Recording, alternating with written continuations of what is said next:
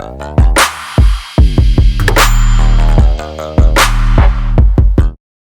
used to like, what was it? Digital Underground. Digital Underground. And Heavy D. Yeah. Of course. So was that also considered commercial, those? No, or was that... Dig wasn't. Dig became commercial. Yeah, When I was going to say, D became... And Heavy D... Heavy D's demise from hardcore to just like acceptable was Please Don't Curse, right? Right. Which came out around 1990, right?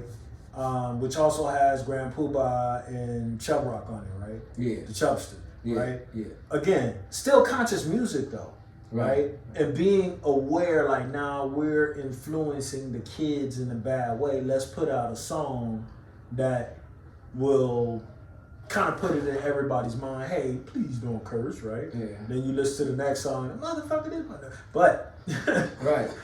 But. Yeah, Heavy D, nah. Heavy was what I would consider. So he was, remember? No, I understand who Heavy D is, right? This is Money Earning Mount Vernon, right? Right. But Heavy D is the younger brother to Prince Marky D, who was one of the original Fat Boys. Oh, okay. Right? So it wasn't like, he wasn't... He was just hip hop, bro. Like, he was hip hop. Like to me, it still wasn't. No, Head was because Head was hard. Because Head, the overweight lovers, overweight lovers in the house. But even though you can't see what I can see, you groove it, blind, baby. You're blind to the fact. Like Heavy was. Yeah, Head was hard, bro. It was again like Heavy was along the guild of Queen Latifah at the time, right? Now, was she Kwame at the time? Was she considered conscious, or was she considered? Yeah, she was conscious. Yeah. She Ladies first. Yeah. Right. No, she was that. No. Well, you know what? Was conscious, and that's what. Yeah.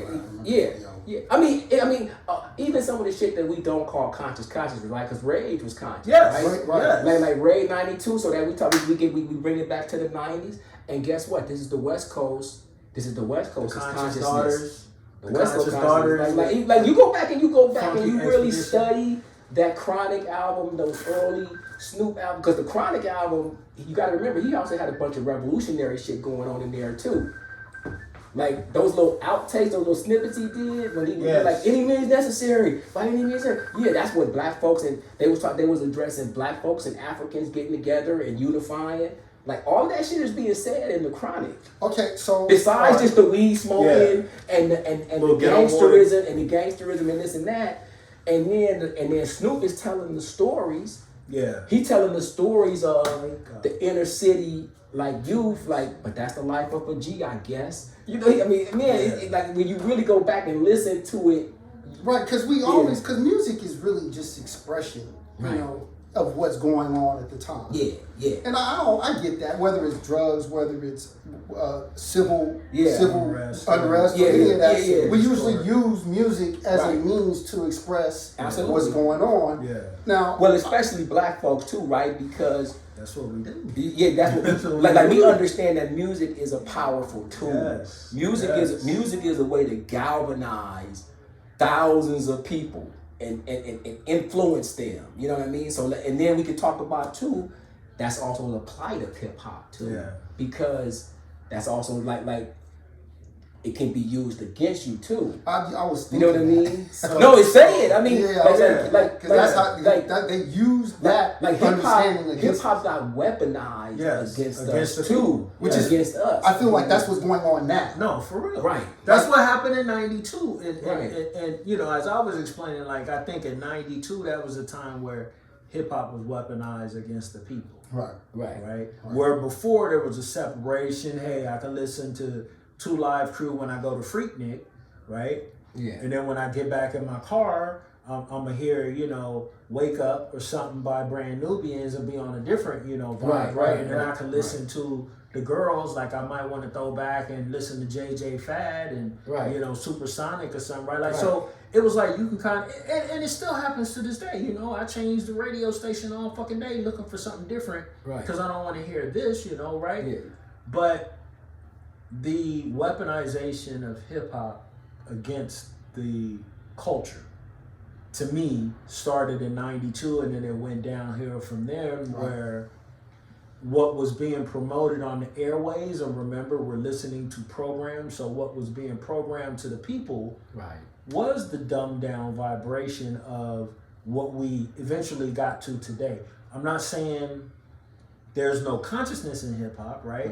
Because we wouldn't hear Kendrick Lamar on the airwaves if it weren't for them having to still put out somebody who's relevant, right? But what I'm saying is, for that generation today, my children's generation, the millennials to whatever they now, Blu-ray babies, whatever they're hearing, they still have the option of finding something conscious amongst the bullshit that's being put out. It's just that what's going to be promoted and what's popular is not going to be the conscious choice or uplifting. It's not going to be. It's going to which be is kind of red. It's going to be. That's always been there. There was hoes with attitudes. There was a Trina. There was a. Of course, it's always been the Luke Skywalkers and Two Live Crews, and you always. Well, you know what? Rappers. Well, let's keep it real though, man. And then, you know, what we talk about is basically the growth and the proliferation of strip club culture. You know, like that's a lot of what we got now, right? Like it's basically a lot of strip club culture because, you know, it's danceable music, man, and it's and how do you dumb people down? They're pretty much that's how you dumb people. That's how you. They did a excuse me real quick. They did a survey in the record industry of distributors, right? And they asked them to rank their music, and they gave them the categories from most favorite to least favorite. Everyone that is a distributor ranked hip hop at the bottom, right? And at the top was usually symphony music, right? Classical music, and then country music, and then folk music, and then way at the bottom is hip hop. So if the people that are in control of distribution don't give a F about hip hop, you see why. As long as they know what makes money is this shit. I don't care what y'all saying, but this is what makes money is the nonsensical stuff. So what are they gonna promote? The stuff that makes money, not the stuff. Because a lot of it's just about numbers. They're not gonna promote what makes your life better. So we can go back to a 90s, early 90s. Excuse me, in a group like Third Base who put out a song dissing MC Hammer and whatnot, the Gas Face song, the Gas Face. What are they talking about? Getting a bad contract and all you get is a pack of Newports and some Puma sweats, right? Because it was already known, you know. Everybody at that time, you would see the schisms that happen in hip hop because of bad deals, right? And then MCs will come out and sing the blues about getting a bad deal. Guess what? The same shit happened to Charlie Pride. So you heard it in country music. The same thing happened with somebody else. Well, you know, and it's always. Let me say this. Okay, so that whole Gas Face thing, right? So I think at that time what was going on is there was actually a war going on within hip hop at that moment, where you had the underground MCs and the real true B-boys, real hip hop was fighting basically with pop music, and they were saying, and basically what was being said is, hey, look, man, this ain't really what the culture is really about. Like this is the commercial part of this shit, right? So they dissed Hammer, which became interesting because then the black artists had to say, wait a minute, we got it doesn't matter because I like the Beasties too, and I like Third Base. But then we had to check ourselves a little bit because we like, hold up, man, we got these white boys running around here disrespecting brothers, and Hammer just doing his thing. And Hammer was just doing his thing, you know what I mean? And he was helping a lot. But in the culture, it was kind of like, but that ain't. But we got to keep it real. Like that ain't really what the culture is really about. Like that's like as a jazz musician, right? Like you got Charlie Parker and them really doing their shit and really doing Coltrane and them, and then you got this smooth jazz, you know, like you got like who is Kenny G. You got Kenny G and shit. He's like, that ain't really reaching, brother. And it's funny because there's kind of a repeated cycle of that, right? Like the brother was saying, like I think what kind of took some heat off of the attention solely being on Hammer is the industry came out with Vanilla Ice. So it's really like, oh damn, okay, now look, at least third base is dissing him too. Yeah, you know what I'm saying? Because they're like, nah, this is what we're talking. This is what we're talking about. This is what we're talking. He's not a Beastie Boy. Right. He's not. I got to give a special shout out to Everlast, who's been on before. Yeah. Third base, right? Right. Was an original CIA member. You know. Yeah. Crazy insane artist, and goes back to the beginnings of Ice-T as a left coast artist, right?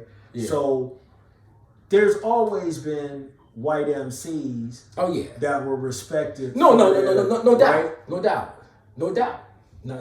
But MCs realized there was an infiltration into hip hop that was making it commercialized. Right. And that's what was being noticed at that time. Yeah.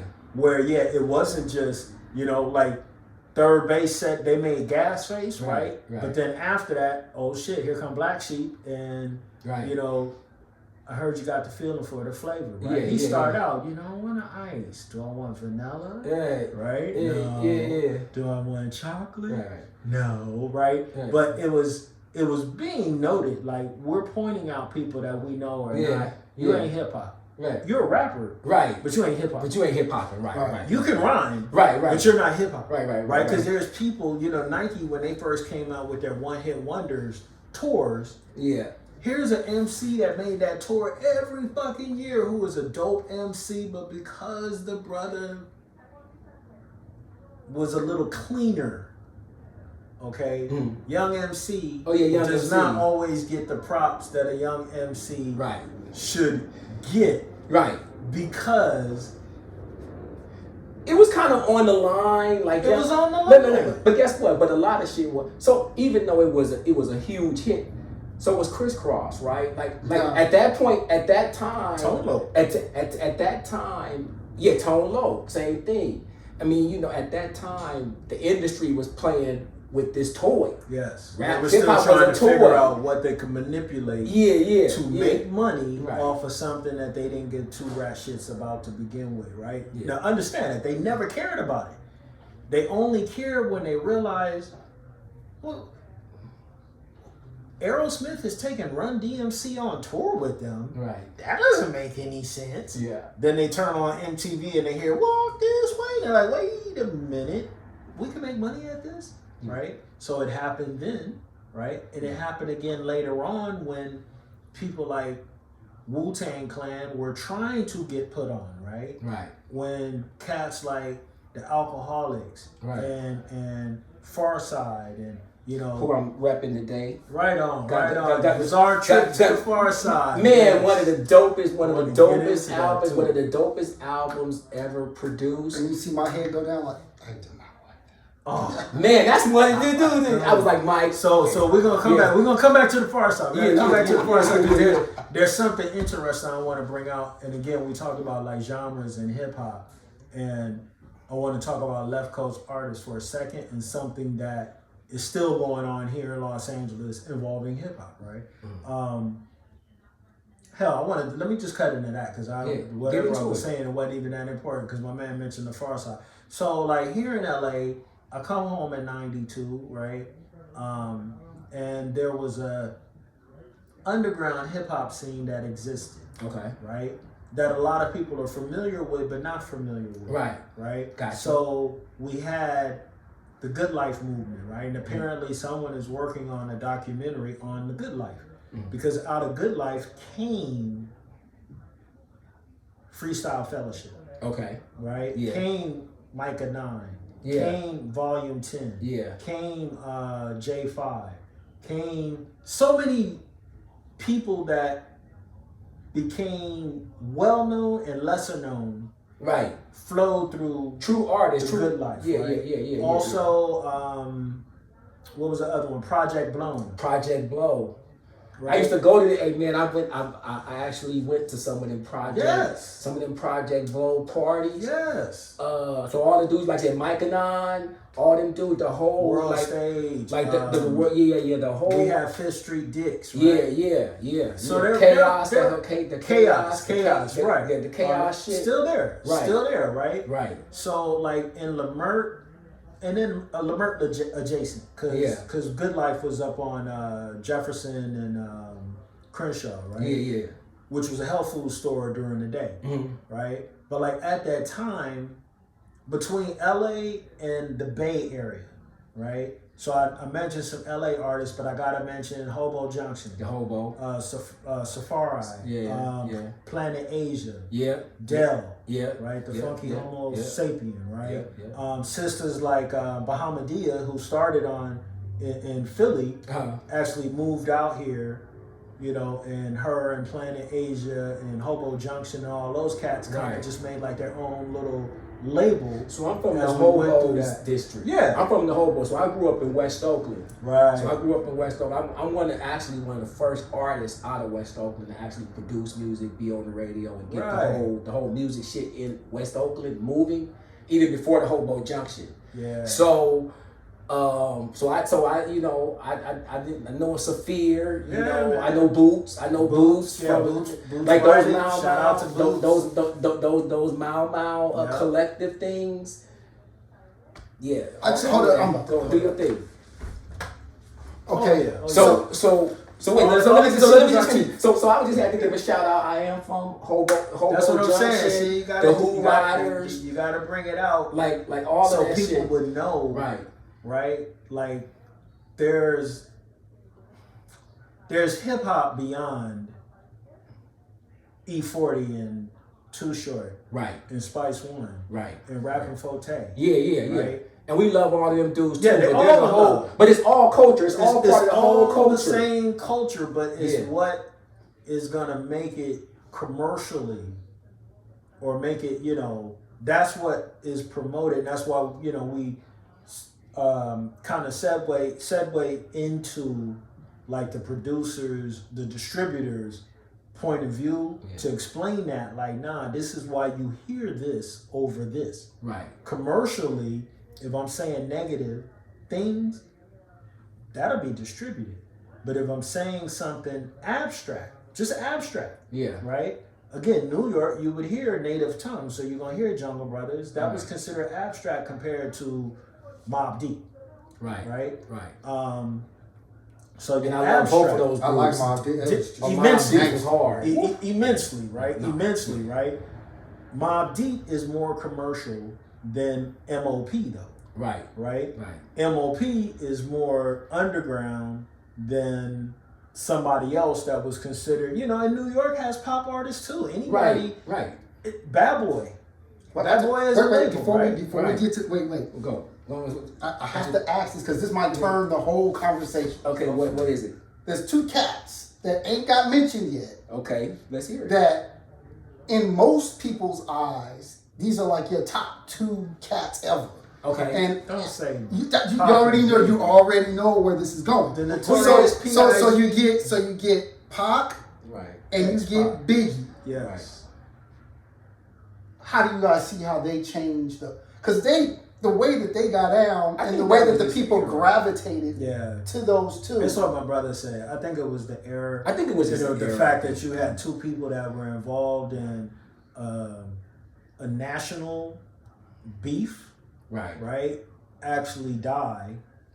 In something that was a perception of this was because of a beef that they didn't have. It was actually part of the disintegration of the culture. It was actually part. It was post 92. It was actually part of the disintegration of the culture. Because guess what?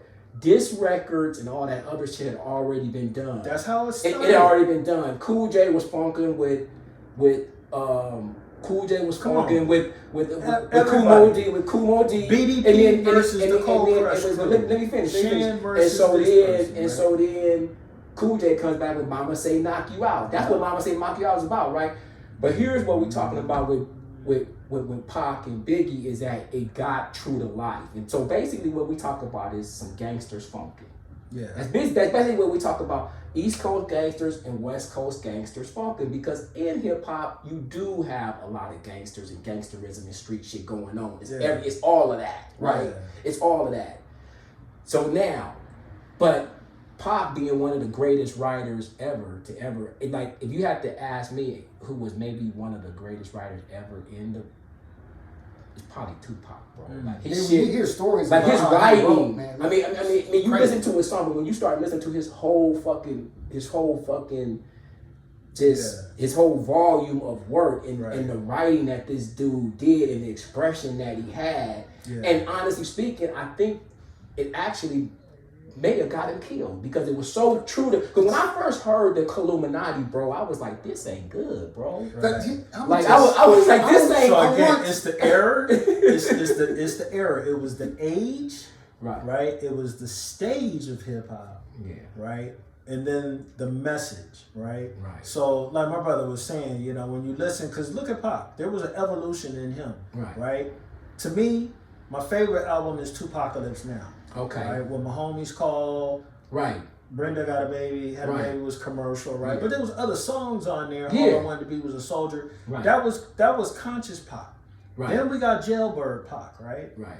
Then you got Pac been exposed to niggas from Twilight Zone, Crip or whatever, right? So there was a thing where Pac devolved in my perspective. His writing evolved. Right. But him as a public image, you devolve. So right? would that go into that whole being able to weaponize hip hop against the people? Yes. Because when a lot of people look at Pac as a hero and Biggie as a hero, but I also look at it as, well, that's also a time where the industry was able to use a sound to weaponize music against the black culture, against the black people. Definitely. And right. And we would be foolish to say that wasn't some form of COINTELPRO, right? For lack of better terms, that one kind of sums it up in everything. The counterintelligence program, right? Help them decimate themselves, right? And not in a conspiracy type of way, just in the type of way, kind of like when you read the preface to the Willie Lynch papers, right? It alludes to, once this plan goes into place, it'll continue on itself. We don't really have to do shit. It's turnkey, Once you start it, it'll keep running, right? It's perpetual motion machine, right? This engine don't need gas, right? And unfortunately, that's kind of what we're talking about, right? Like when you look at Biggie and Pac at the time, right? Of course, 30 years later, there's always more that comes to light, right? But it's always been a thing of smoke and mirrors, right? Yeah. And unfortunately, when you learn, okay, motherfuckers put policies out on the artists, Right. Like, hey, what has smoke changed? and mirrors, man. No, but look. There was I'm going to find it. And I sent it to you guys before, a long time ago. It was a brother, he's an older brother. He used to move with the Black Panthers. Mm-hmm. He used to move with Malcolm and Martin. Professor Small. Professor James Small. I know that's what you're talking about. And so he told this story. Afina Shakur and yes, and he told a story that Pat called him the night before he passed away, before he got killed, and he told him that no, me and Biggie ain't really fighting. That's a lot of smoke and mirrors. That's the industry trying to pit us against each other. Right. But what we got planned, the two of us want to get some other people, and we want to take over the distribution. Right. And the brother Small said right away. He told him, "You can get killed for that. That's what's gonna get you killed. Yeah. That's what's gonna get you killed." Yeah. And immediately upon having that conversation, the next night he was killed. Right. Yeah.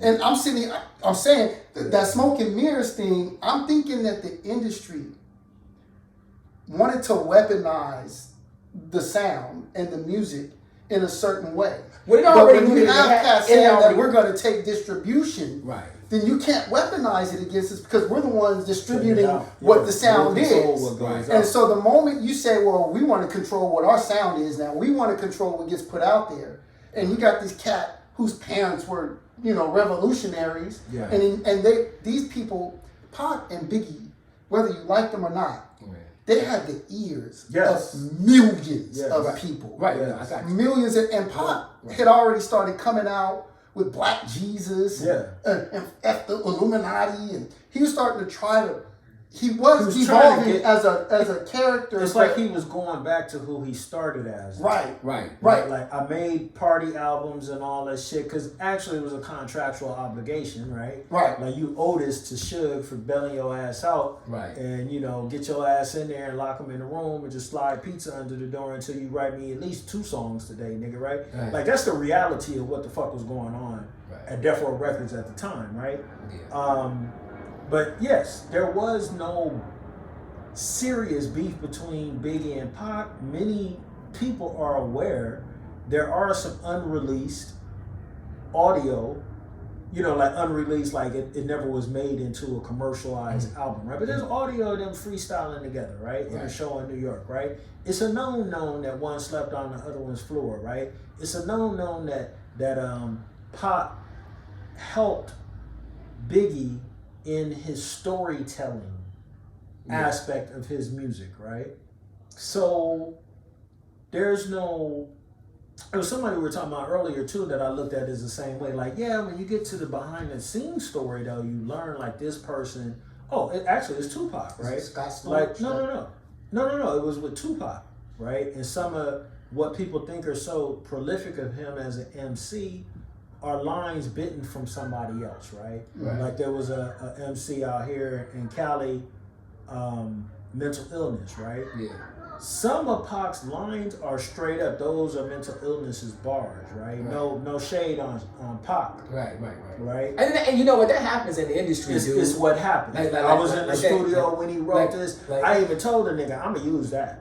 You know what I'm saying? And when you say mental illness, that was his name. That was the right. So he's saying Pac took some of mental illness's lines, or maybe I don't know what happened. So there was somebody called mental. There was an MC named mental. Okay. Yeah, and some of mental illness's rhyme ended up in Pac's rhyme, right? Stuff like you can look up mental illness and see like they know bar for bar this was these 4 bars are his, right? And it happens, right? Yeah. Because again, like something that we didn't mention going back in time again, before there was toasters, there were griots, right? Right. And I was going to bring up the griots. Yeah. Because you really got to take it all the way back to Africa, man. The drum. Yes. And storytelling. And like it's all African culture, dude. Right. So actually, when you're looking at hip hop, you are looking at probably one of the earliest forms of just African culture, just kind of being reborn. Yeah. In the modern tongue, right? In the modern sense, because what was central to the griots and the drum? Basically, you had the same thing when you got the drum in hip hop, and the griots are the MCs. Yep. And so it's all. And think about it too, right? Like there was a rebirth of the griot in medieval times, right? Yeah. Like if you picture the court jester, what was his job? What was the fool's job, right? Yeah. The fool's job was multiplicitous, but it also involved knowing the business of not just the poor man, but what's going on in the king's household too. Right. And the fool could be executed for getting up and performing and maybe saying too much. Right. Right? He might have said something, oh shit, I done let the cat out the bag, but usually he was performing in a way where the king knew what he was talking about. Right. And although the paupers might not know, or the people that were listening may not know, they're gonna laugh because of how he spun the whole story. So it was kind of like multiplicitous, right? I'm speaking to this dude about the affair that he's having, but I'm telling it in a story that everybody thinks is hilarious, right? But the king knows I'm talking about him. So you get things like the story that the emperor has no clothes was probably first told by a court jester talking shit about the king. Right. So, that nature, and again, that whole king shit and the castles and all, that was us. That was us. Right. Y'all motherfuckers just inherited our shit, right? So I'm never gonna give you credit for inventing the fool or the court jester or anything like that, right? Like, nah, that was us as well. You just inherited what we left you. Right? You know nothing about chivalry. We gave you religion to make you civilized, and that didn't work. So all of this emanates from us, you know? Like the brother said, you start mixing in the instruments. Yeah, we always got that drum. You know, the nigga booty drop when you hear that drum drop, right? And then we take for granted stuff like you look at an instrument like the banjo. Oh man, that's some old hillbilly. No, the banjo is our instrument. Right. We invented the banjo. And the original banjo was a 2 or 3 string instrument, right? But that was us, right? And part of them playing the banjo came from their need of wanting to mock and emulate us the same way blackface came about, right?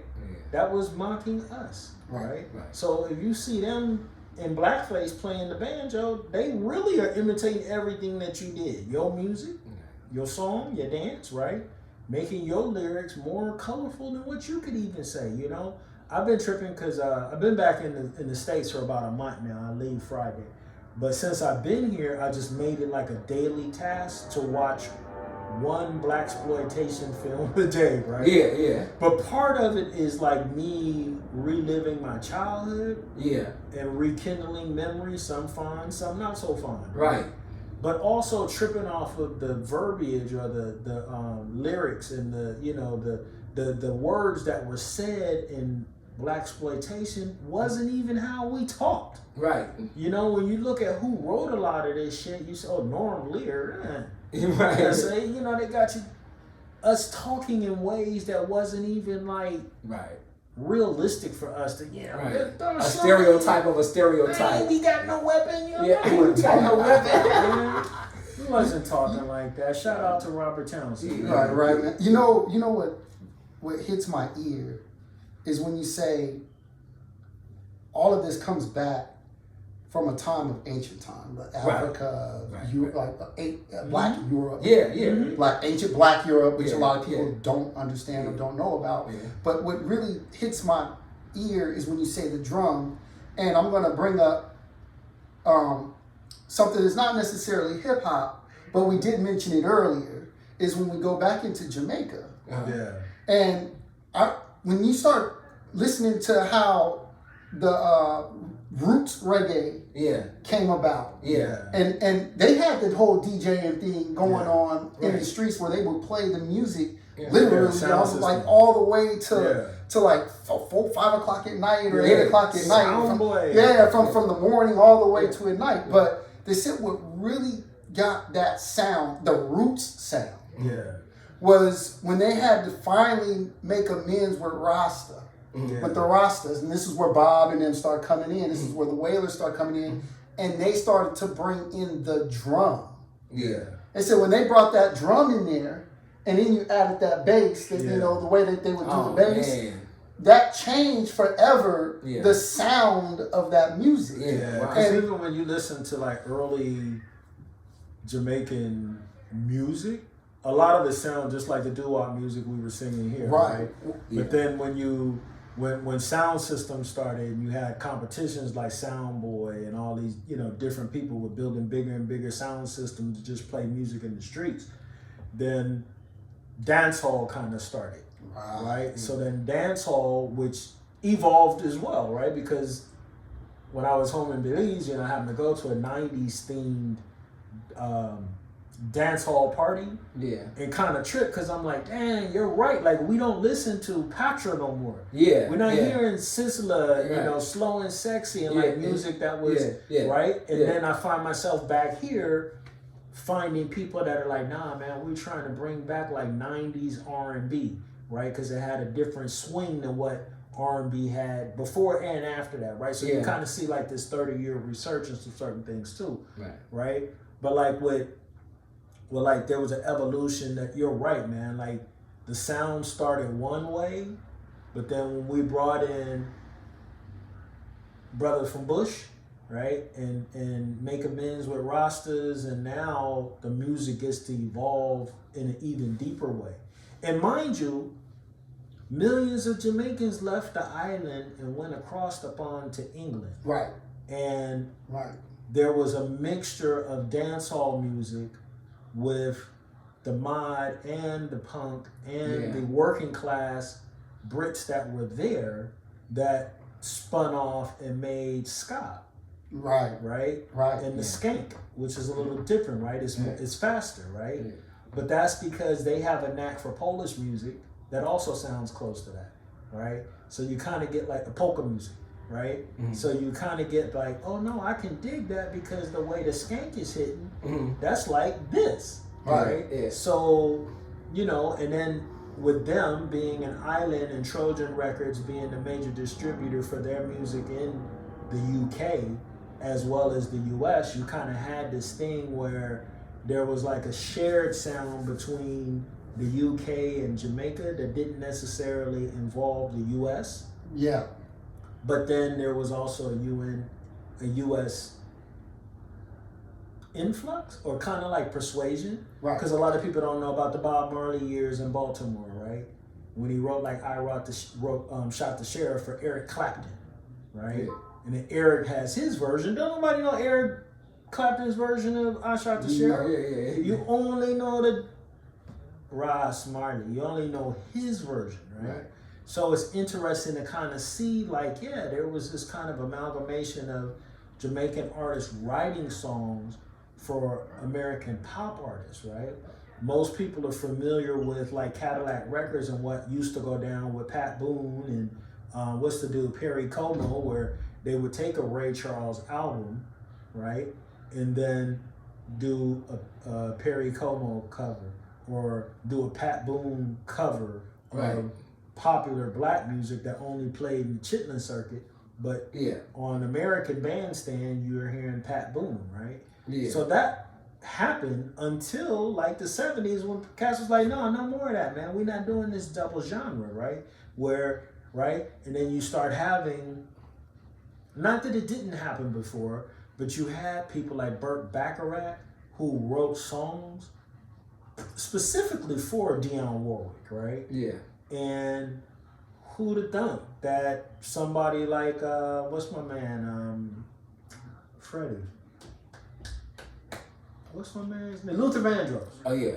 Luther Vandross, a chair is not, a house is not a home, right? That's a Burt Bacharach song. Yeah. Right? Walk On By. Yeah. Right? Yeah. That's a Burt Bacharach song. Yeah. Right? So you had people that were like, well, I could sing it, but I wrote this for you. Right. Yeah, and a lot of that, the Silvers, right? A lot of their music they wrote songs. The Five Stair Steps wrote songs for the Jacksons. And you know what I didn't know? There's a lot of that. And I didn't know it until because so I didn't know that. I didn't know that I Feel For You was an original Prince song. Yes. And Shaka Khan redid it, right? And I was like, I like the Shaka Khan version better. I like it better than the Prince version, right? And my girl, TLC and Don't Go Chasing Waterfalls. Prince. Yeah. Sheena Easton. You got the look. Okay. Prince. Yeah. Right? Yeah. Prince wrote so much music just for women. I got an IG. I think I sent it to you too on the IG. I got an IG of Prince. He went into a funk riff, bro. Prince, man, that dude, bro. You see, this is all as a musician, man. This is what's all. This is what led to hip hop. Yes. Because at the very beginning, they said, well, the crossover. What they said, they said there was a Jamaican cat who started. But now, when you give the history of what was going on over there, it's easy to say, well, I can see how some cat out of Jamaica could come into New York, and these cats get a little taste of this, and they add this kind of beat to that, and the next thing you know, you got what we call hip hop or rap. Yeah. You have a cat like Slick Rick, right, who rap more in almost like a Cutney way, right, or like somebody from England, not necessarily Jamaica. Right. More British with it. Yeah. Right. Moni Love, same thing. Kind of coming with the same, right? What was my dude's name? Yeah, I like Money. Money was hard. Deltronics. I think it's Deltronics, right? I think they were out of England as well. Yeah. Right? In the 80s. So they were doing hip, not just like again. And check it. And so, do you remember that jam when that they did? It was, I think it was called Ragamuffin Hip Hop, and you had, and so basically there was a mixture. So this is before like dance hall gets really super popular, but rap tried to do this thing where it was a rap and reggae. It was a rap and reggae. What's we call it did a song too.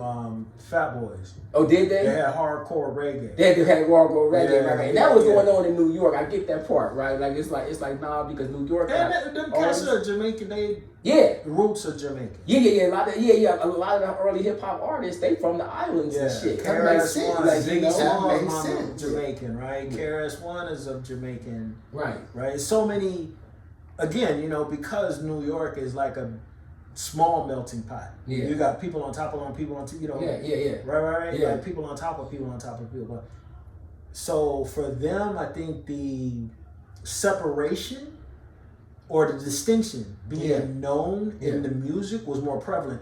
Plus, New York celebrating diversity, you had Jamaican Day Parade. Right. You had Puerto Rican Day Parade. They're all stations right there by those islands. Day Parade, right? Here, motherfuckers is just, y'all all together, right? So here, you didn't really necessarily stand out from everybody else, right? Because remember, like we talking about early 90s, Cypress Hill also dropped in early 90s, right? I was still in Germany when Cypress Hill dropped, and I'm feeling it because, that's still LA. Right. That's an LA sound, right? Right. Even though you got a Cuban and a Latino dude, right? You got these two cats that... Cypress was hard, man. That's the first drop. When I first came here to LA, I was coming out of Seattle. Right. And in Seattle, first so you was on. So y'all had Mix a Lot. So y'all had Mix a Lot. Mix a Lot. But more than that, in Seattle, it was a huge hit. I didn't really like it. Well, no. I'm just digressing. In Seattle, the one thing that I didn't have experience with was anybody Latino. Yeah. Whether they was you Mexican, Puerto Rican, you have Asians, whites, and a few blacks out there, right? Yeah. So the one thing I noticed about the East Coast is they're literally right by Cuba. Right. They're right by Puerto Rico. They're right by Jamaica and all that. You just go to the tip of Florida, boom, there. Whereas over here, the people weren't so connected to Central and South America. Yeah. It's actually over here, there's more hate towards that group of people, and the music. Well, it's different. But so basically, we talking about Latin culture, right? Yeah. We talk about it on the two different coasts. So you got those island Latins on the East Coast, but over here you got more of the Mexicans. Yeah. You know what I mean? And so that's and that being the difference, and as opposed to large groups of Puerto Ricans, large groups of. So we all got the Latin influence. The Latin influence. We got the Latin influence, but the dominant is Mexican. Right. On the left coast, the dominant Latin influence would be Mexican. Definitely. On the East Coast, and remember, at the turn of the last century, there was a huge migration or influx of Negroes and other melanated people from the West Indies and the East Indies. So all the way down to Guyana and modern day Suriname, up to Jamaica and Barbados and the Bahamas. Late 1800s, millions of those peoples came to the Americas. Right? Because it was their goal, I want to go to the mainland, right? I want to get off this little island.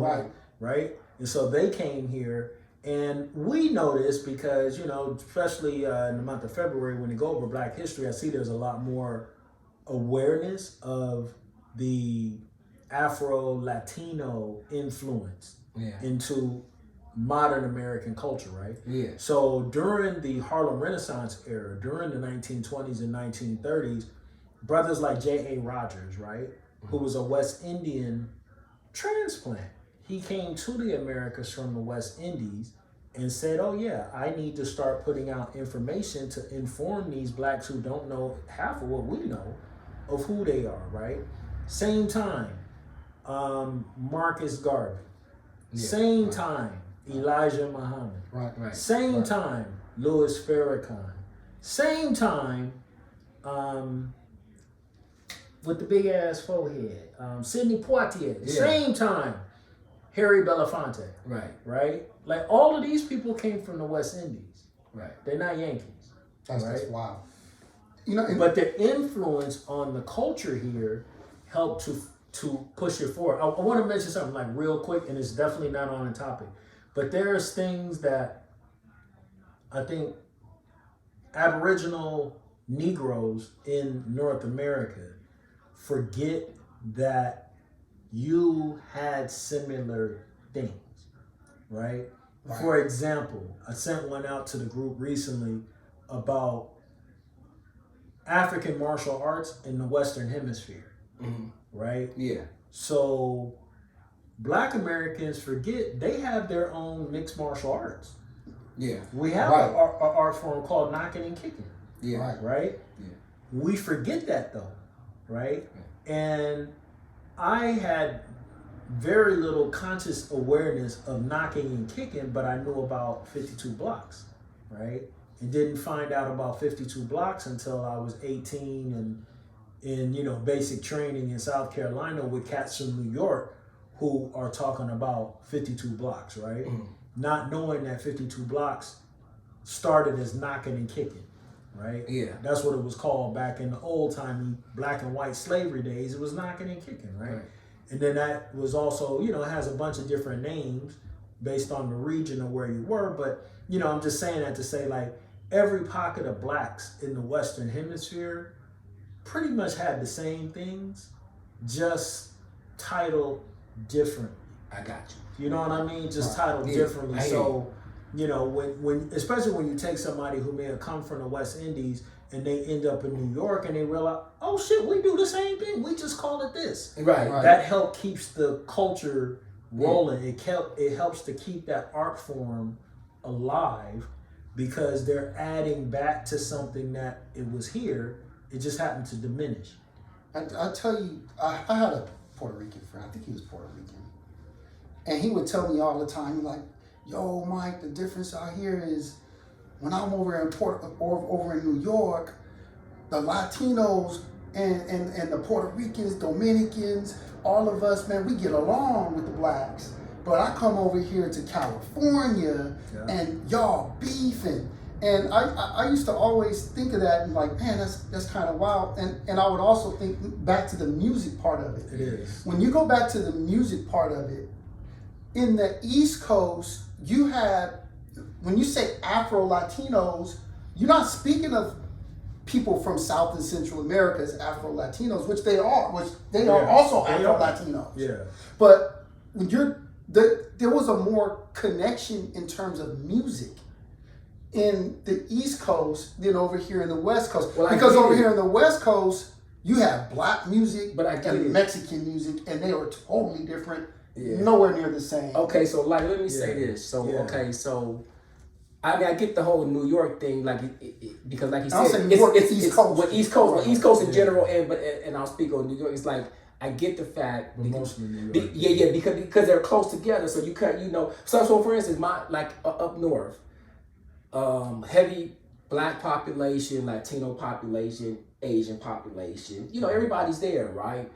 But primarily, we kind of stayed in different communities. Yeah. But was the music tied together? Yeah, of course, the music is always tied together. What I'm talking about with the Latinos and the blacks, was the music tied together? Yeah, I'd say so. Okay, so like let's keep it on the hip hop thing. So, that's what they're trying to do. So black and Latino hip hoppers, we was all listening to the same stuff, right? Yeah. Even though demographically up we north, don't live together. Like probably just like in LA, probably not so much LA because you guys are a lot more. You guys are a lot more mixed in with the Latino community.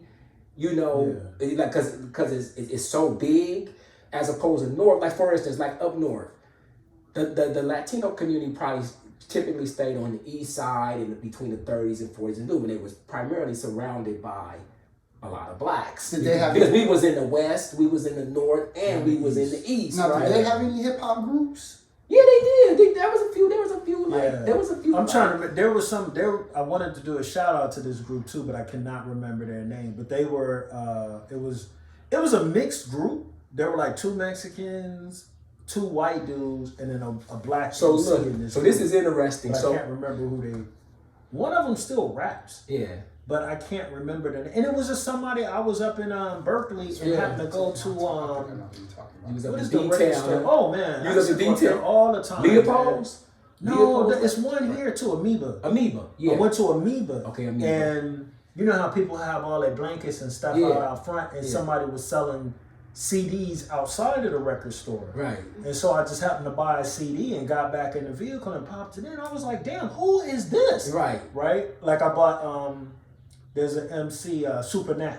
Uh-huh. I bought Supernatural's one of his. It was like a mixed CD with Saphir. Yeah, well, he had it was Saphir on there. It was early Wake Up Show though. I got you. Early days when Sway and Tech was still here. So I knew Sway. So I remember when Sway used to be actually a rapper and in a group, and he wasn't doing radio. Like that, I think that was probably like 88 or 89 when he was actually part of a mixed group. Yeah. Sway was. So my group when I first started in high school, it actually ended up being we all started out as DJs, but it was me, it was my boy Lacey. Lacey was black, and our homeboy Rudy. And Rudy stayed in Lacey's neighborhood. And Rudy was Mexican. Yeah. So we was actually so I was like, wow, so we got a black DJ, we got a Latino DJ, and you got a black rapper. So a mixed group. Right. Then we ended up breaking up. The group. Rudy, he was like, man, I'm not gonna be DJing no more. Yeah. Me and Lace like, we gotta keep it going, man. We love it. We in this. You know what I mean? And so we hooked up with my boy Greg. But so to that point of the black and the Latin connection in music, in hip hop, in the genre, that's always been there. Because that's the only thing I can think of. It's like groups that said insane in the membrane. Cypress. That's Cypress. That's Cypress. Right. Yeah. But no, but see, before they came out, group I could even think of. No. Lighter shade of brown. I didn't know they was Latino. What you call it? They may have been actually. No, they were Latino. Were they Mexican? They were Mexican. Lighter shade of brown. Yeah. With that. I love that song. Yeah. But it was they're okay. So you had, even though people would just call him a black MC, he's Cuban, right? Mellow Man Ace is Sin Dog's brother. Yeah. So Mellow Man Ace came out first, and then Cypress Hill came after them, and then Funk Dubious came and after then, them. what was the group? What was the group? And then This Is for La Raza. Yeah. Remember that? This Is for La Raza. I remember that. Yeah. But that's when the Latinos and the Mexicans started saying, "Hey, we're part of this culture too." Yes. Yeah. Delinquent Habits is another group that came yeah. under them too, even though one is I think it was 2 Blaxicans and a Wado. Yeah. It's kind of how they started, right? Yeah. But so I gotta mention this movie Colors real quick to explain where the separation started. So if you look at the movie Colors, I remember when that movie came out, talking to my family back in B-More about coming to Cali and niggas being scared, like, nah, because I can't wear red. I like to wear reds. Right. My mama said, you live in a Crip neighborhood. Right. It was like, nah, man, you think I would take you around that? Like, it's not that serious, right? Right. But again, the programming really worked on Negro minds back then, where, right? But understand, when you see Colors, in a way, the gang life was like there. It was like that when Colors was being produced. Right. Where there were still blacks in I-13, right? It was still blacks in South Lopes, in Whitefins, in Florencia, that SA, right? The same way in the North. In the South, they're all 13s. In the North, they're all 14s, right? But what happened is, in the mid-'80s, there was a schism between the Black Guerrilla family, which is the black underworld in the prison system, and the Mexican mafia. Yeah. Right? Yeah. They was when that schism happened, the Mexican mafia put the eat it out, put all the blacks out of the gangs, right? So I grew up with kids that had already been put on to I-13, to L-13, to Florencia, right? Who got all these Maria tattoos and all this shit, right? And I'm talking about, we like 13, 14. Right. Yeah, they speak in Spanish and that's all they knew. Right. But, so last day of junior high, 8th grade, they was all in Mexican Mafia. Right. First day of high school in 9th grade, all these cats is out of they can't bang no more with the essays, right? So a lot of them cats became stoners, right? Yeah. And that kind of started a whole other subgenre. Right. Mind you, at that time, there was still there was a white blood in Inglewood named Master Blaster, right? Mm. When I got there, like in '84. My man from Suicidal Tendencies, the lead, right? Mm-hmm. He was Venice Shoreline, right? Mm-hmm. Like a white boy crip, right? Like because what? Poor people always live together. Oh yeah. So poor white trash grows up with poor Mexican who grows up next to poor black who grows up to the one Cuban who happens to live out here, right? Like because that's really what rap is poor people's music. It was just the schism that happened with our underworlds that painted an outside picture that isn't everybody's reality. Because even if you look at the old Snoop picture, it was funny. We were tripping on this up north, right? When we saw Snoop, he looked like an LA cat because he kind of he just looked like an LA cat. But what he looked like is he looked like a Mexican gangbanger back in the day. He sure did. No, just straight up. Because he would the penalty. Oh yeah. But then was the dudes who was actually in them gangs and shit, and they was brothers, and they was high-ranking officials. And I'm glad you mentioned that, right? Because I can remember maybe 1980, 1981, right? Yeah. When I saw some cats from Oakland, and I knew, I'm only like 10 or 11, but I knew from seeing them that they were from Oakland. Because Oakland gangsters didn't dress like LA gangsters. Right. So what I saw, and it's going to sound funny because you'll remember this, real. Cats had on, now today we would call them skinny jeans, right? Right. But back then they had basically they were skinny corduroys and the slouch boots.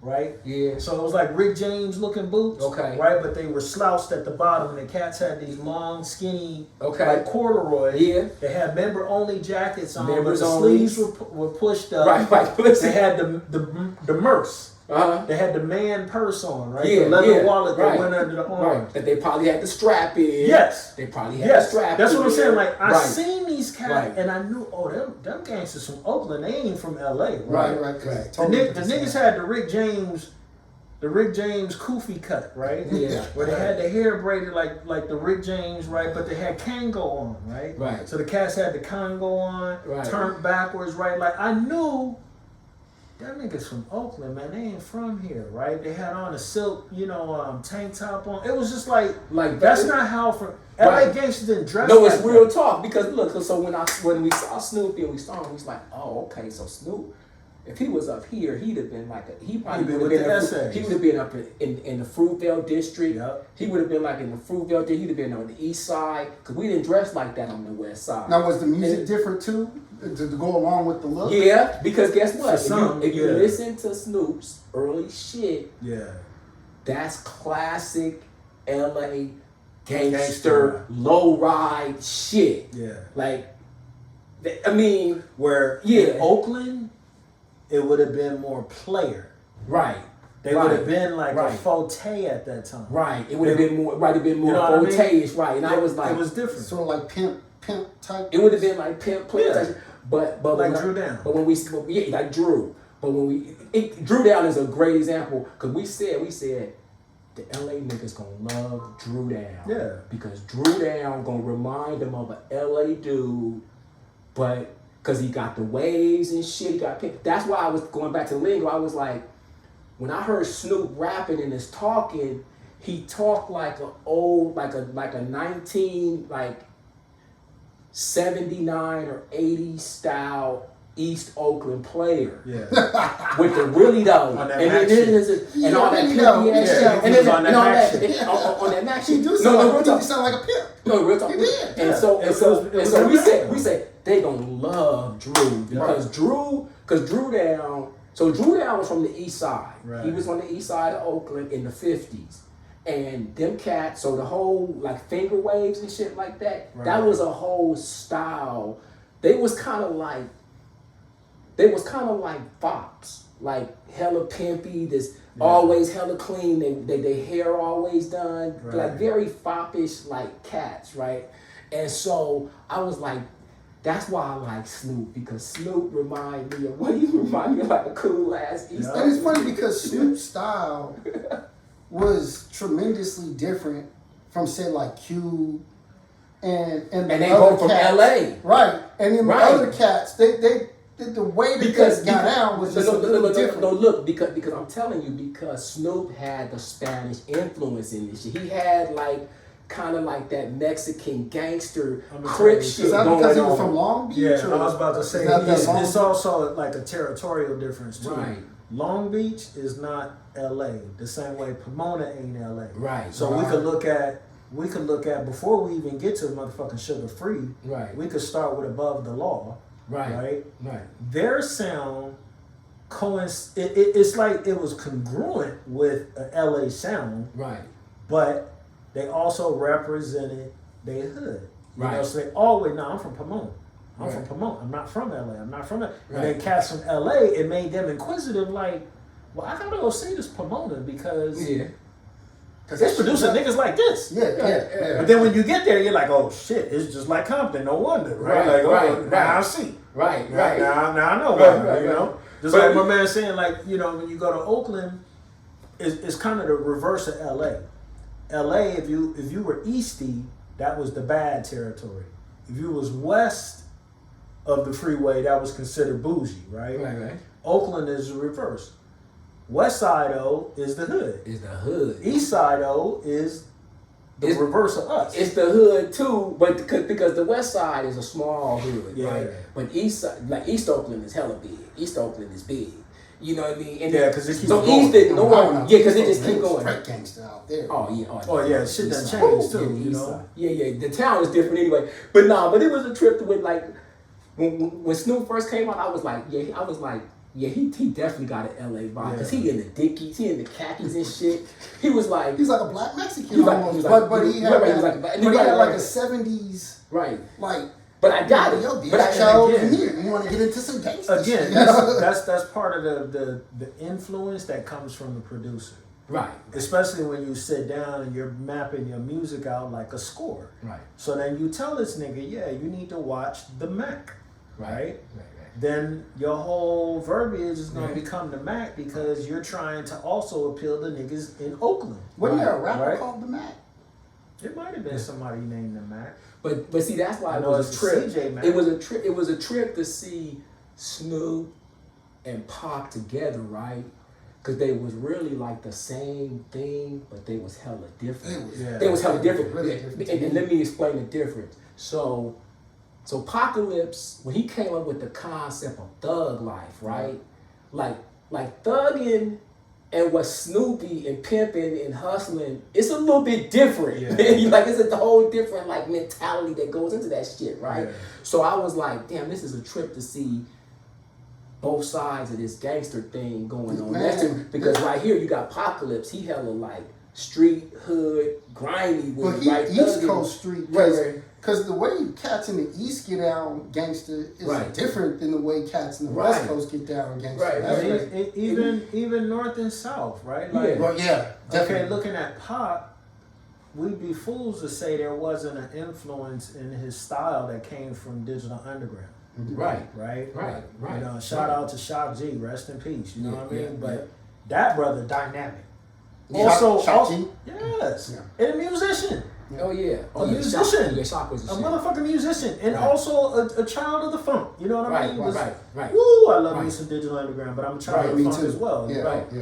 But yeah, you know, when you look at those two, it's like you're looking at opposite sides of the same dirty ass coin. Right. It's still a quarter. Right. It's still a shitty quarter. It's a dirty quarter, right? It don't matter if it's heads or tail. It's still dirty. You know? It's still a quarter. This is the head, and this is the tail. Right. But it's still a quarter. It's dirty. Right. I got you. Yeah, you know, and there is and I know what you're saying. Like when you look at like a Snoop, especially during that time. Right. But then, like, if you look at the category of gang that exists between Long Beach and Compton, you'll kind of realize, too, why I would see somebody be like, oh, he kind of come off like the Mexican gangsters where we are, because most people had cut their curl by that time. Yeah. Right. You know what I'm saying? Right. So like gangsters wasn't really rocking braids universally again. Cause shit went through cycles. Right. So, okay, here he walking the braid. But remember when Snoop came out with Deep Cover, nigga had a high top. Right. He in the back of the high top. Right. The braid thing was also coming. Right. But mind you, between Snoop in Long Beach and just going to Carson, you got Tongan Crips, you got Booyah Tribe, and the rest of them, all the Samoans that's moved out and shit. Right. So you do have, you know what happened. You put some Samoans and some niggas together, you just got some more niggas, right? Right. But you have gangsters again that do kind of seem a little bit more cholo than they do more Mayate black. Well, like you said, the difference between a Snoopy and a Cube, right? Yeah. You talk about two cats who's LA street, but it's different. Yeah. So I definitely saw the Latin influence in Snoop, in early Snoop. Like on certain things, I was like, yeah, that's that. I'm like, that's that LA gang life right there. Yeah, it is. So it's the Long Beach side. Yeah, that's so let's bring this to let's bring this to today. How do you guys see cats like Lil Baby? Well, that's Southern. And all these new cats, these guys. It's the same shit, bro. It's just they just the babies of generational hoods and generational gangsters and it's generational street shit. That's all it is, bro. Yeah. Like a lot of this shit don't really change. It's just different. What you like? So the South, all this. Young Money, all this other shit, when the South start taking the lead in hip hop and stuff like that, you know what I mean? And the East kind of, I don't even know where the East is really right now in it, to be honest with you. Like, the Western fell back a little bit. The South, to me, is kind of like really more of the driving force. Yeah. Or has a larger influence in it than even the East and the West, to be honest with you. My issue with the rap now, it's become too sexualized. It was always, we always had sex. We always had sex in the music. But now it's like, I just see it as like the program. Well, guess what? Because the program changed. So how can we affect black men with this music form, right? Like and then just black women. Like look. Yeah. And then. I'm gonna tell you, look at it. It flip flop. It flip flop, right? So men dominated early hip hop. Right. Although women were oftentimes the pioneers. Right. JJ Fad. Right. Roxanne. JJ Fad, y'all came out before NWA. Mm-hmm. Right. Roxanne Shante. Right. More renowned than the rest of the Juice Crew in a lot of circles, right? Right. Even though people are used to Biz Markie and Big Daddy Kane and Well, I think with Shantae was it was whenever a woman was on the mic rocking, we always took notice anyway because it was a woman's voice. Yes. It's a whole lot of dudes rapping. Yes. But it ain't a whole lot of women always kind of stood out. But women always, and especially if you were talented at it and you was good at it, right? JJ Fad was cool. To me, JJ Fad was always a little more commercial. They were pop. They were very commercial. Like they was like it was like, no, this is cool. I could see they trying to create something here. Yeah. But then when you had the East Coast women rapping and shit like that, it was always like, oh damn, they're kind of dope. Like they really. It was like Salt and Pepper. Like they really like Salt them. Was they considered? They were more like JJ Fad. Right. In a way, they were like JJ Fad, right? They were, but I think their production was better. Yeah. And then you know what? Like it just like to me. But they made like dance music. It wasn't. Yeah. And I'm not saying they didn't have a conscious vibe in their music because they were a little bit more acceptable. You know what I mean? You could play Salt and Pepper at church, but you couldn't necessarily like. And I definitely agree with what you're saying. Like the women kind of stood out a little bit more. Right. But they also got quickly categorized. So either you were MC Light or you were JJ Fad. Right. LA, we had Yo-Yo. Right. Yo-Yo wasn't JJ Fad. No, she wasn't at all. Yo-Yo was considered conscious music though. Why? Because she had a movement. Right. MC, it was Queen like Latifah. It was like 357, like yes. like 357. So let's use 357 for example. Yes. Out of the town, they were women rappers, but you could tell this was some prefab shit. Y'all ain't really got no real connection to the culture at all. You just a women's rap group. Yeah. You know what I mean? Yeah. And the industry is gonna make money off you and market you or whatever. But yeah, I mean, you know, hey, and it's all. Well, today the female MCs are some of the hardest. That's MCs. what I said. It flipped. Yes, like so real there used talk. to be a time where the men were dominant and Right. the women were on the back burner, right? And then what happened is, and I hate to say it like this because I'm not saying it in a negative critique of hip hop, right? But there was an effeminization of the masculine energy and then kind of a boosting of the feminine energy. So it went from, like I mentioned earlier, an MC only had 3 albums and you became irrelevant. That was as a male artist. As a woman, you was lucky to get past the first one and still be relevant, right. which meant you had to go into TV and acting, and hopefully you ended up on your own sitcom like Living Single, right? Yeah. But what happened is the male MC, the dominating side of that, became emasculated. Right? That's what's happening now. Once we got the dude to put a dress on, it was a wrap. Yeah. And then the only way for the male artist to be relevant was he had to partner up with a female MC.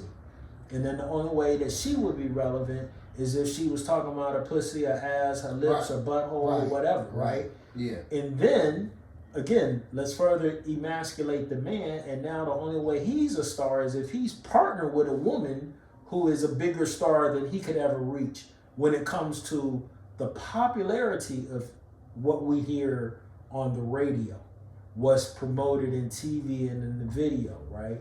That side of hip hop, not that side of rap.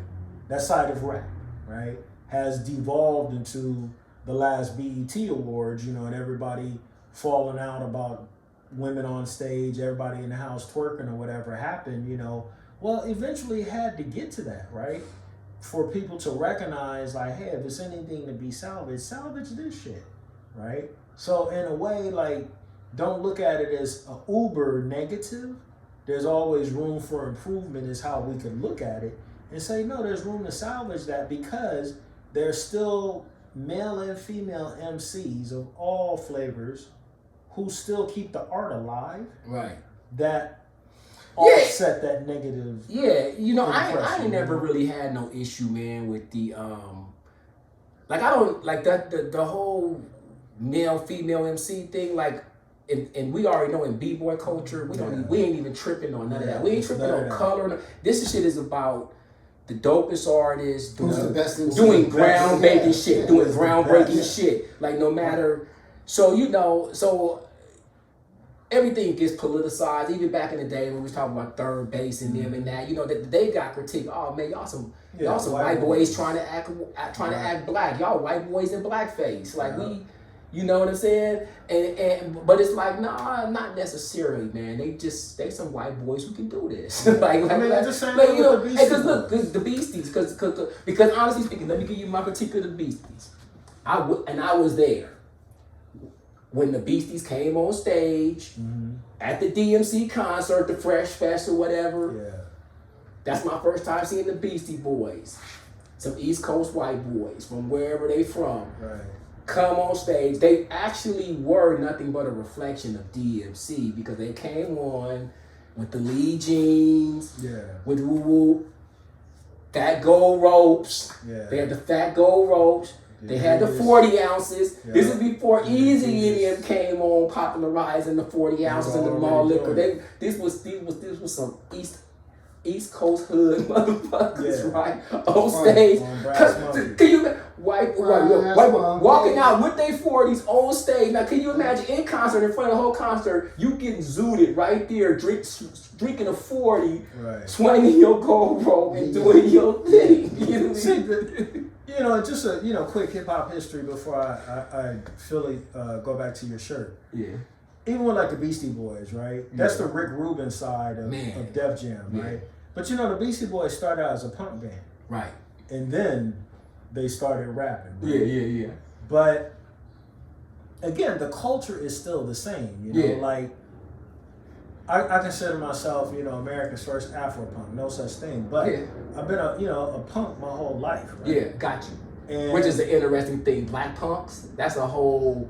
I'm gonna tell you, like, that's a whole like subculture genre. But like everything else, right? We started this shit. Yeah. And then other people become famous for something that we start, right? And there's a whole history behind that too. That, you know, you look at a band called Death, came out in the late '60s into the early '70s, and because they were alternative, and they were signed to Motown, right? But Motown didn't know what to do with them. Right. So they sell their contract to the next black record company. We don't know what to do with them, right? Right. So these guys are making music and end up, you know, some kid in around 2010 happened to go home from college up at Berkeley, goes home, goes in his dad's, you know, I'll say his closet. He's messing around in the attic looking for something, find a box of records, start playing. Like, Dad, who is this? He's like, oh, that's me and your uncles. right. What? Right. I gotta take this back home. So he takes it back home to Berkeley. They start playing on the radio station. He starts a band called Rancid Alice, named after his uncle's album project, and kind of brings the genre back. And all of a sudden, a film is made, and now people know. Death came out in the '60s. Right. You got Alice Cooper and Iggy Pop in the documentary going, nah, I heard this back in like '73, and I was like, hey, that's a different sound. I'm gonna emulate that, right? Also, '74, Bad Brains, you know, grew up. Two of the brothers grew up in Hawaii. Their mom is Jamaican parents, but they were military brats. But they grew up as children in Hawaii. And then Dad gets reassigned to DC, and that's when they entered into the music scene as well, right? Yeah. But, you know, they've been together since '74, right? Pure Hell, another black punk band, right? Yeah. Going back to the '70s. So, like, we're always Dead Kennedy's original drummer is a brother, right? Like, we always been there, right? Yeah. And like my man, there's a group called the 1865, and my man says it precisely. He's like, there's nothing more punk than being black, right? Yeah. A black punk can have no tats and no piercings and still can't get a fucking job, but a white punk can just put on a suit and tie and have his whole face tatted and still walk out with the job, right? Right. There's nothing more punk than being black, right? But me, I've always considered myself an Afro-punk, and this is where I said I wanted to get back to your shirt. Okay. So my boy Trayvon Hartson from the Far Side, right? That was my ace. When I got to Inglewood High School, he was part of my lunch crew, right? We started out as the anti-socialists. Yeah. And then we were pranksters, and people used to be like, oh, them niggas crazy. So then we became them niggas. Right. Right? And then the last rendition of this group was Dorito Bags, right? Uh-huh. And that was, we were a group of like 90 kids, right? Yeah, but it was also Inglewood High School marching band, Inglewood High School volleyball team, men and women. Yeah. Inglewood High School's tennis club. Right. It was like all the kids that weren't either the basketball team, which they were in our group too, but it was like either you were the football team or you were part of our group. Right? Yeah.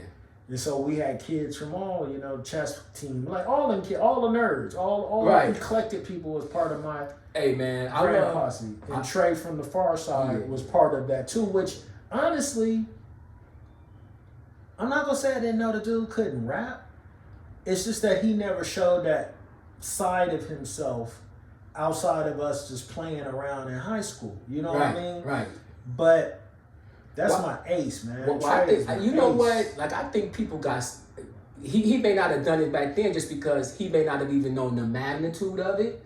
Because honestly speaking, like, dude, I was also in Northern California, Oakland. I was one of the first dudes rapping out of high school, right? Yeah. Like I rapped at our homecoming or whatever, and they was like, T, you gotta rap. Yeah. Dude, we need you to write some rhymes and get up there. Really do it. This is before, so I do know, I went to school with Richie Rich. Yeah. I know Richie Rich, Richard Sorrell. Yeah. We used to hoorah with each other in drafting class and shit, you know. And but Rich wasn't rapping back then. Rich wasn't actually rapping back then. Rich was just a hood motherfucker. Like we were driving classic cars. So you're saying all these different elements of the culture, right? Driving classic cars, putting bump in them and shit. You know, smoking hella weed. You know, back then I didn't even smoke bud back then, honestly speaking. Putting the house speakers. But then Rich and them finally says, "Hey man, I guess we gonna catch on to this too." So we start forming different groups and shit. Yeah. You know what I mean? And so it was all cool. But it was just fun for us at first. But then we figured out, oh shit, we could really I can get paid to do this. Wait, we actually like I can actually make some real money and yada yada yada. But these dudes right here. But this is what I love the side, because the side was one of the closest to me. That was almost like West Coast hip hop perfection. Yeah. Like West Coast hip hop perfection, because it was like, this ain't no gangster. This is some hip hop shit right here. This ain't no gangster shit. It ain't street. It ain't pop. No, it ain't classical. Real hip hop. It's like a representation of what what b-boy culture really is about. Yeah. Okay. That's it. That's a good place to stop. We're gonna stop right there, and this is gonna get split up obviously into two, into part 1, part 2. Yeah. But to people out there that listen to the T-Bass and Shamar show, we're gonna have another one of these meetings right here, because we wanted to add one of your homeboys. Oh, my boy Phil. Your boy Phil. You're going to come back out at some point. Yeah. We're going to get you back on here. We could do a Zoom. We got a few cats that we know on our side. Yeah. We're going to actually try to make this a series so that people can kind of get a feel of the culture, understand and just the talk culture. About it. Yeah, talk about it. Have that talk. Underground cultures, man. But with that, what's our motto? Don't talk about it. Be about it. Peace.